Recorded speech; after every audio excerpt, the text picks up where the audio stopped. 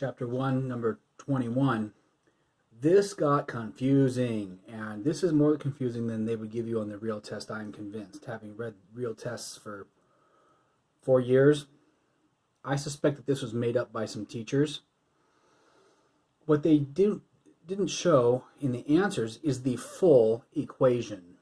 And what I missed, just looking at this, is that you're going to form iron 3 nitrate.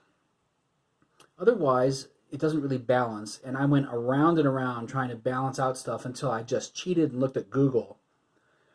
So a pre-step would be to write out the whole reaction, and I need to put in here that it also forms iron 3 nitrate, I think, as more of a clue. So hit pause, take a look at this, see that it balances for you and works for you. The reason that the nitrate is not in the half reactions here is because it doesn't actually react. Here it's aqueous and here it's aqueous, so it's not really part of the reaction. But it also makes things look like they're not balancing right, because you have 4 H pluses for 1 NO3, and yet you were using concentrated nitric acid when nitric acid is a ratio of 1 to 1. That's what I noticed, and I started running around trying to make this work. The 4 H pluses must have been attached to 4 NO3s, so where did they go? Well, 3 of them went here, and 1 of them turned into that. So take a look at that. Anyway, moving on, the half reactions for the oxidation. Set up your oxidation states. Go find your oxidation states of what might have changed.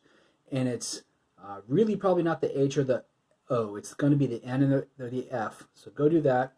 And oxidation is loss of electrons, so the iron is what got oxidized. So here's my iron oxidation.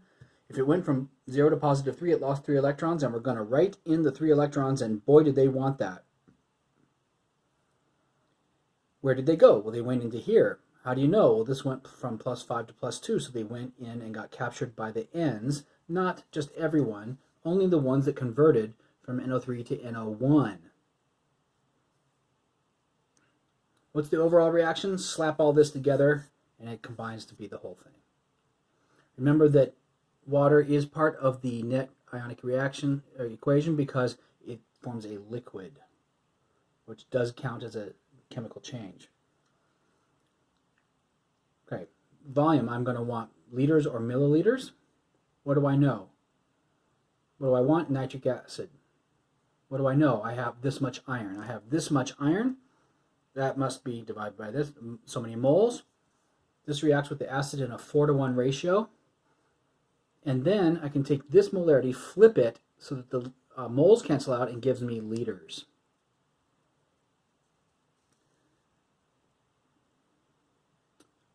In part E, what's the concentration of Fe? So I want moles per liter.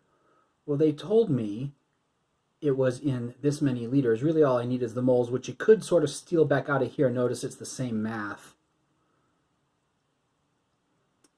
And then it's over. This will give you liters, and then take that answer, put it over the 0.1 liters. Remember, there's no order of operations in multiplying and dividing if you don't add and subtract. So they are correct here, but that is a little weird, which is why I wrote it out my way here. Find the iron moles and put it over 0.1 liters. For F, again, they just shoved everything all together. I wrote it out what I would have done, but it says it's titrated, which means the moles of what you're talking about reacted fully with the moles of the other one. So what do we know? Well, what's the question? Volume. I want